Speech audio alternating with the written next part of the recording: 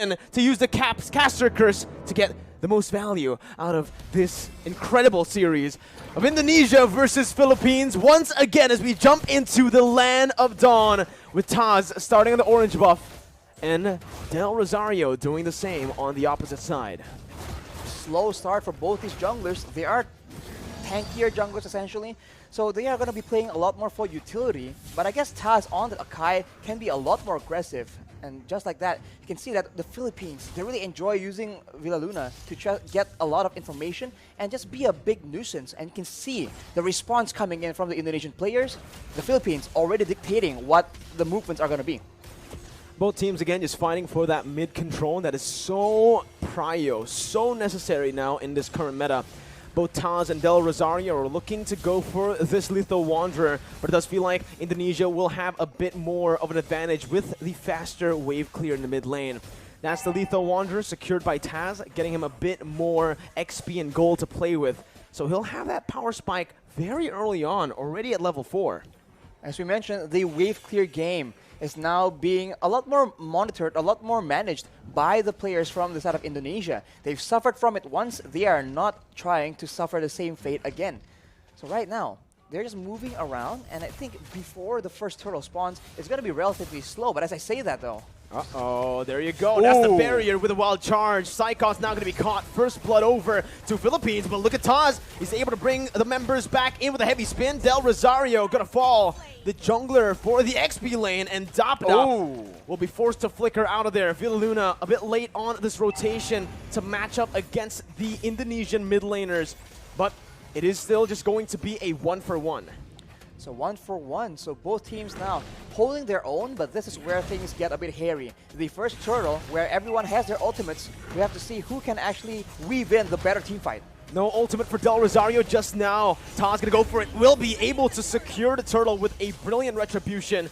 Dreams gets knocked up, but Philippines decide to back off. Now Dreams flickering forward, gets the Divine Judgment onto Emang, who's able to flicker away. Saykots has the Black Dragon form, looking for it, just decides to zone the Filipino members here and backs off. Back away, and we can take a look at how the changes have impacted this Faramis, right? The Cult Altar was used in that fight, and with one single spell, the rest of the team from Indonesia is able to melt down that HP bar. So it really isn't an all-win teamfight solution, but it is very situationally used to help save members from big burst damage.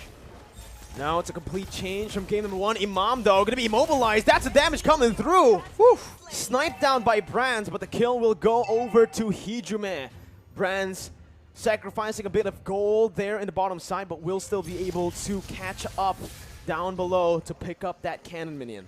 With stronger laners on the hands of the Indonesian players, they are now able to actually match the aggression, the fights, the skirmishes from the members of the Philippines. And now you can see that the Kaja pick is just having a lot more impact. This is what they wanted to do in game number 1, but the macro play coming in from the Philippines was able to deny that. That won't be the case for this game though, and now this becomes a contest of proactivity. Who can have the higher work rate, the more versatile maneuvers, and just the more proactive plays. And this is the reason as to why I felt like the Leslie should have been the one, the hero, to be banned out by Team Philippines. Because you can see, on this Leslie, sure, you're very vulnerable, but you also are really good at actually going at duels up against the Beatrix. I would actually say in a 1v1, it's skill dependent, but Leslie has a bit of an edge. Why? Because he doesn't need to target any of his skills. It's not a skill shot. Meanwhile, for the Beatrix, you need to go for those render shots to actually be able to compete in that range battle. They have to be careful though, because Soriano has the Blade of Despair completed. It will be a big factor in the next fight. The Turtle is being pressured for both teams, but it seems like the Indonesians will have a bit of a lead in the control game.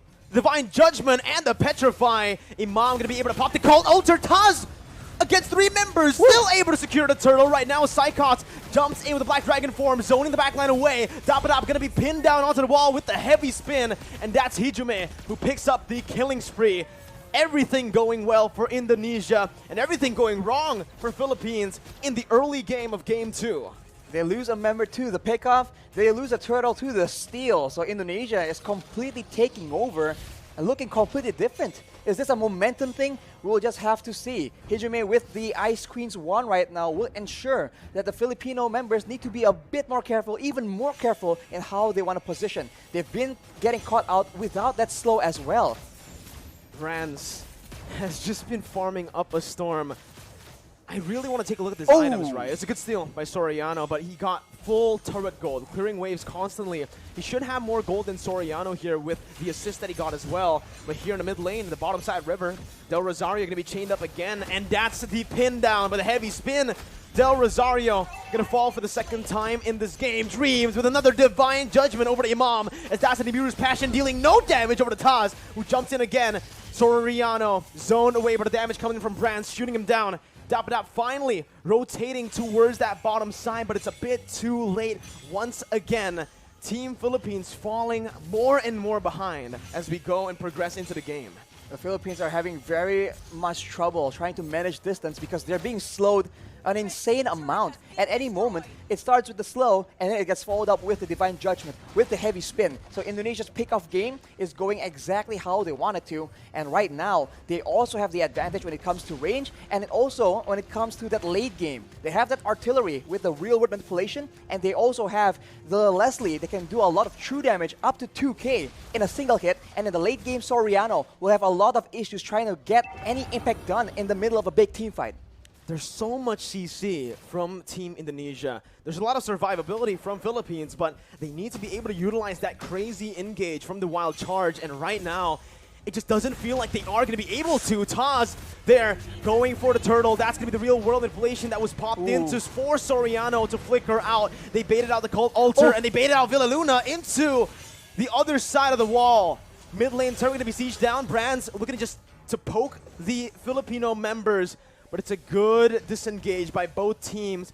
It's still a small victory for Indonesia with that turtle take. Look at how much movement, how much of a reaction you can see from the Filipino players whenever Saykots is on the map, whenever he makes an appearance. He wasn't even popping the Black Dragon from initially, and everybody was walking backwards in fear of that engage coming through. And when you are so focused like that, you are not looking at Taz with a heavy spin. You are not looking at Dreams waiting for that Divine Judgment. What I want to look at is definitely the items here for Brands, because I wonder how much gold he's actually gone this game. So far, he has been left untouched to free farm. And he's dealing so much damage. That's going to be the flicker over to Divine Judgment as well to find Del Rosario. The true damage does its work. Brands picks up the kill. Dapadap trying to look for a re-engage now, but only taunting Taz. Look at the poke put down by Brands. Dream's going to be in the midst of it all right now, as he is going to be able to dish out some damage to zone the other members away. Dream still there with Saykots from Saykots with a petrified to find Soriano, and the furious dive to get Imam low under the tier 1. Gunned down by Brands. It's a 2-0 trade for Indonesia.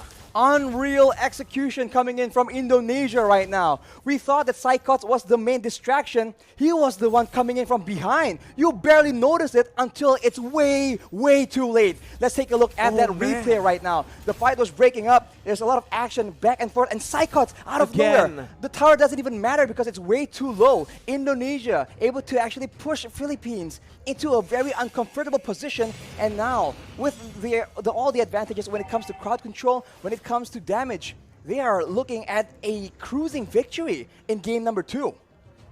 This is insane. Unreal. That's the word you can use for it, right? So much doubt for this Indonesian team after they qualified to represent Indonesia with only a week to prepare right after qualifying.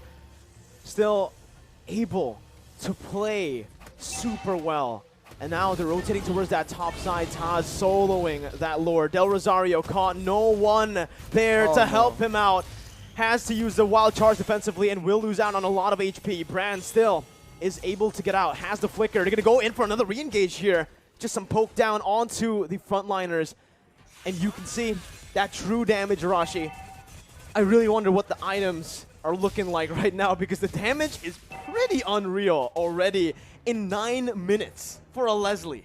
It comes with a true damage, and when you're concerned about the true damage, you can actually feel the burn coming in as well. Look at the items, as you mentioned. the Windtalker, the Endless Battle as well, allows him to get so much more burst damage initially, and after that, the Berserker's Fury allows him to dish out a healthy amount of DPS.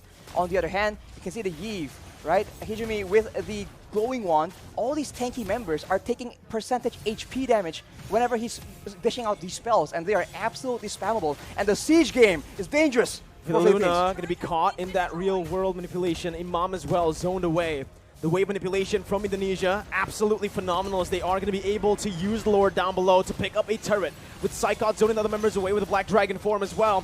That's base turret number 1 taken down. Top side pushing in, but Indonesia will decide to just play it slow. Clear out the mid lane and reset.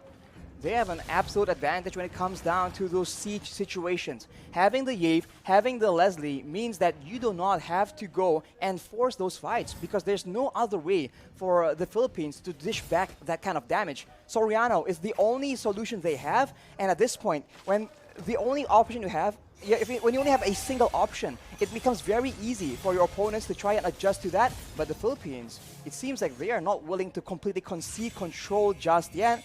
They need to be very careful though, because the flank game, that flank game is just so on point from Indonesia right now.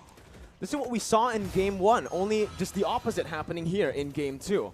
Indonesia having control the whole 10 minutes early on. Philippines with a very similar flanking position here to look for something, but it's going to be a concealed play from Indonesia. And oh my god, Dream finds the Divine Judgment onto the best possible target. Soriano's out. Dapadap has to flicker out, but Saykots chases him down with a passive. Dapadap still surviving here. Only one member taken down, but that might just be the member that Indonesia needs to pick up some more base turrets. That high ground control is no longer available for Soriano. Dapadap trying to go in for some damage right there, but it's actually going to be petrified from Imam. He's going to be taken down. The wild charge in desperation. Villaluna in the back has to back off. It's an absolutely insane game and an insane performance from Indonesia as they knock Philippines down to the lower brackets.